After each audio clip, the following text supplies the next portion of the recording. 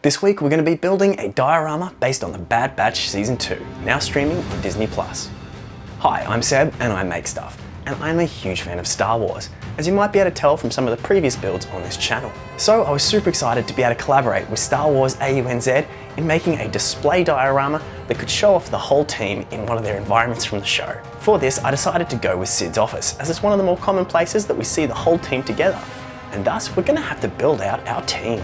So I got some models and printed them out in resin using my Elegoo Mars 2. After about an hour and a half of printing, I had my models ready to clean up and prime. They got a base coat in a grey and then a bit of a zenithal highlight with a wraithbone white, before coming in with a whole heap of different blacks and greys to give them that nice variation that we see in their armour. I went for a collection of different greys in this because this season the team seemed to have a bit more of a thrown together collection of armour, rather than the pure clean black that they showed off in the first season. I then started on a skin tone for the face, but this was a little bit too pale, which will work perfectly for Echo, but the rest of them will need to be darkened up a bit later on. Once I had these colours blocked in, I came in with some Nuln Oil. This helped to dirty up the armour even further and seeps into all of the cracks, showing off the shadows and helping separate all of these small pieces of armour.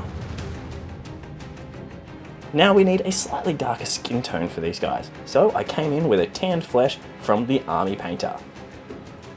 Coating most of the team's faces with this, but leaving a little bit of that original light pink coming through on Wrecker to show off his scars, before grabbing out a yellow and hitting the highlights around his armour. This is another new addition to the latest season, but I really like the way that this pops. Then giving the rest of the team their new coloured highlights with some orange, before gluing them down to some sci-fi bases.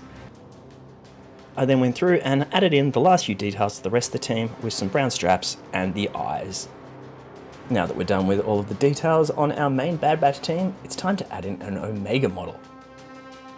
So we give her nice blonde hair, a darker skin tone to match the rest of the team, and then we'll come in and block in the rest of her clothing, before adding in a few details to really help sell the model. This is definitely not the best paint job that I've ever done, but it will do for this display, until I can find a new model for Omega wearing her Season 2 outfit. And the team is almost complete, but seeing as this diorama is in Cids Office, we're going to need a model of Cid. So we'll start with a green speed paint over all of that lizard skin. Then using a collection of different brown contrast paints for all of her clothing, and coming in and finishing off a few details, before giving her bright yellow Trandoshan eyes and adding in a few more details to her lizard skin. Now that the full team is assembled and painted, it's time to build them a display base. So as I mentioned earlier, I was building out a scene from Season 2 of The Bad Batch. We decided to go with Cids Office, and to get the best references, I decided to go back and rewatch the entire show, making notes of all the little bits and pieces that we can see around her office. So one of the centerpieces of furniture in Cids Office is the Holo projection table that's in the middle of her room. This is often used for the whole team to stand around and look over, so we're going to really focus on making this a highlight. So I jumped over to Tinkercad, which is a free 3D modelling website, and designed the basic shape. Once I had something that I liked, I made sure to cut a hole in the bottom for a little bit of extra details later on. I then downloaded this, got it prepped, and printed it off using my Elegoo Mars 2. It printed off perfectly on my first attempt, and the hole I made was the perfect size to fit in these lights. Now that I was happy with the design, it was time to prime them up in a grey primer, give them a nice thick coat in a black paint to stop any light from bleeding through, and then give them a fairly heavy dry brush in a lead bilger silver to give them that nice rough metallic look. Then adding in a few different silvers to separate some of these different areas of the machine. Now to add in some control panels.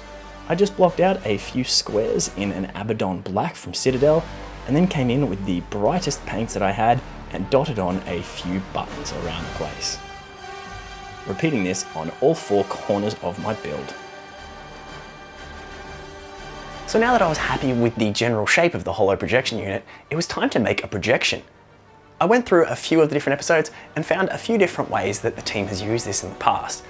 But for this, we really want to focus on making the Holo projection that the whole team stands around in the first episode of Season 2. This is Dooku's palace, and it's really just a whole bunch of geometry, so it should be fairly simple to throw together. So back over to Tinkercad, it was just a matter of throwing a whole heap of shapes together to get something that I liked, as well as adding in a base so that this can attach on top of our Holo projection unit. I printed this out and I kept it in the clear resin that it was originally printed in. This fits beautifully on top to give us a nice Holo projection effect. Now that we had our major foreground elements ready, it was time to focus on the rest of Cids' office. So I jumped over to Tinkercad, designed her shelf, and got this printed and primed. Then I threw together a design for her desk and all the little bits and pieces that sit on top of it, before moving on to her chair. This has a Wookiee pelt on the back in the show, but I'll be sculpting that later using green stuff. All of these elements got printed out and primed, along with a handful of other small details to fill in all the gaps. Now that we have all of our 3D elements ready to go, it was time to start building out our display base. I used a piece of XPS foam and cut it down to size to roughly match the scale of her room compared to our models. Then double checked that everything fit in nicely. The rest of the 3D printed elements from Cids Office are going to get a rough paint with a lead belcher silver from Citadel. This gives them a nice rustic metal look and will help blend them into this sci-fi environment. And then picking out some of the details on these smaller bits and pieces that will go on top of her desk. Also adding in the bottle of booze and the glass that she always seems to have sitting there. And while we're working on these tiny little elements, I'm going to grab some of these ammo cases and boxes and start gluing them together so that we have something to fit into our shelf. Once we have a good pile of these glued together and ready to go, we check that everything fits, and then we're going to move on to our chair. Now to add that Wookiee pelt onto the back of Cid's chair, I used some green stuff. This is a 2-part epoxy putty that once you mix up turns green and allows for some more detailed and unique sculpting. To get our fur pattern, I'm going to use this old woolly mammoth and just press it against the putty to allow it to really take on some of that fur patterning. Once I have a good base, I'm going to stick this down to the chair, wrapping it around the top, and then coming back in and pressing it up against our original reference model a little bit more to make sure that everything has that nice fur effect. Once I'm fairly happy with this, I'm going to come back in again with a scalpel and carve away a few more bits and pieces to add some more unique elements of fluff poking out around the sides. And once that's had a chance to set, we're going to hit it with that grey primer from earlier on. Once that's dry, we're going to give it a base in a bestial brown from Vallejo and add some more silver to the rest of the chair to help it blend in with the rest of the furniture, before doing a dry brush over top of the rest of the fur to give it some more highlights. Now it's time to glue down all those small elements onto the shelf. These got painted off camera and they look great. All this gets a coat in Nuln Oil to help fill in all of the gaps and add another element of shadow, before finishing off by gluing down the final Clone Trooper helmet. And that background detail is now looking good. It's time to build up some walls. So I'm going to cut these out of some foam board and carve out the shapes. These shapes that I'm cutting out will be used as the lights behind Cid's desk. Once I'm happy with the shapes that I've cut out of the foam, I'm going to cut down some of this semi-opaque plastic to fill in the gaps. Then doing the same for the windows that are above the shelves on the back wall of the office, before gluing everything together and sticking it to the base plate. By using this semi-opaque plastic, I'm hoping that it helps to disperse some light that I will be adding to the back of the build, using these LED fairy lights. For now, we pull out the plastic windows and give all the foam a coat with a Mod Podge and black paint mix to seal it up, before taking it outside and giving the walls a spritz with a grey primer. Once this is dry, we'll come back in with some super glue and stick all of the windows in place. Obviously doing this after the paint so that we don't cover up our plastic. Now to help with the light diffusion on the back of these, I decided to add a fairly thick layer of hot glue. The idea being that it might catch the light and help spread it out a little bit more. Then we came in with those LEDs and glued them onto the back of these windows. Then making a box to try and contain the light and stopping it from spreading out around the display on the shelf. and also hot gluing the battery pack and the on and off switch onto the back of our model. Now it's time to cut a hole in the base of our display. This is going to hide the rest of the LED light that sticks out the bottom of our Holo projection table. And now that that's sitting nice and cleanly in its place, it's time to add some blue onto the lights that are behind Cid's desk. I'm doing this with a layer of Soulstone Blue, which is a thick transparent paint from Citadel, as it will allow some of the light to still pour through, and hopefully we can change the tone of that light from the warm LEDs. Now for the next stage of this build, I wanted even more details on the walls. Cid has a whole heap of posters on the wall behind her desk, so I went online to see what I could find.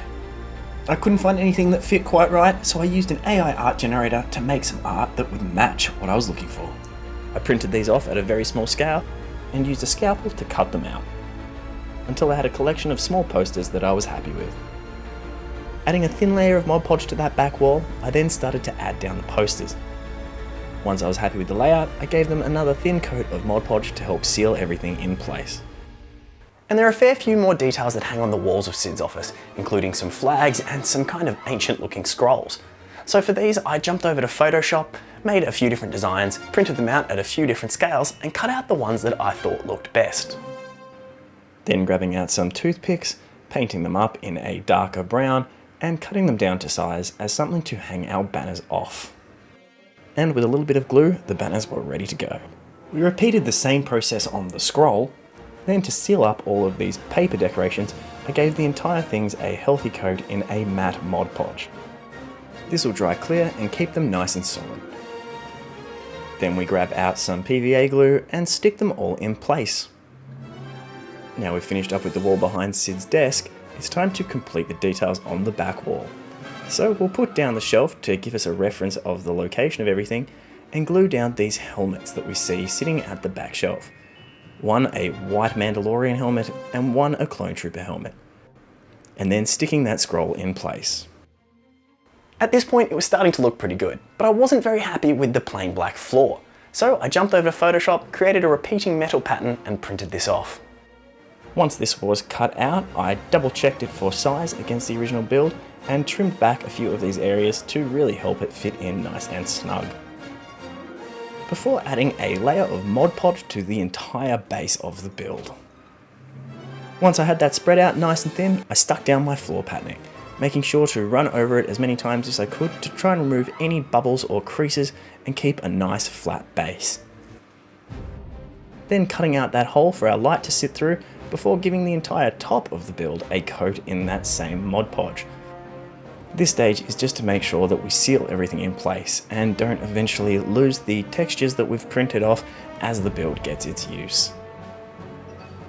There are a couple of weapons on the back of Cid's wall, so I made one of these using Tinkercad and I just found an axe for the second piece, printing these off and painting them up before setting up our entire build and gluing these in place.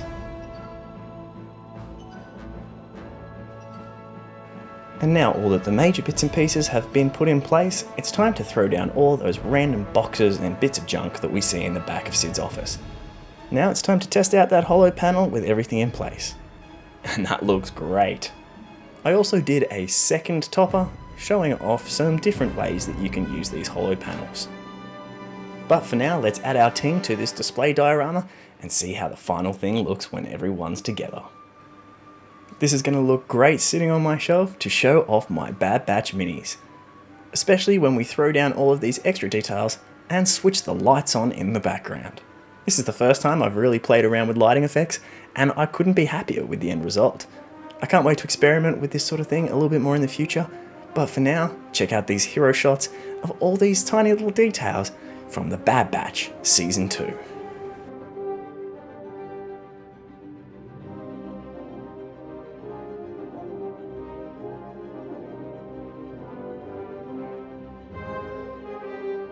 This build was a lot of fun to put together, and it was a huge honour to do a collaboration piece with Star Wars AUNZ. I hope this has inspired you guys to pick some of the scenes from your favourite shows and throw together a bit of a mini display of your own. Taking a scene from one of your favourite shows and trying to build that out into a diorama is a great way to expand your crafting skills. This has put me in a whole new realm of recreating models using Tinkercad, but I think I'm going to have to see how far I can push in the future. I've already started to work on a few more designs from the rest of Cid's parlour, including some of the game machines and her bar. So if you guys would like to see another build in this sort of area, let me know in the comments below. Until next time, never stop making stuff, and may the force be with you.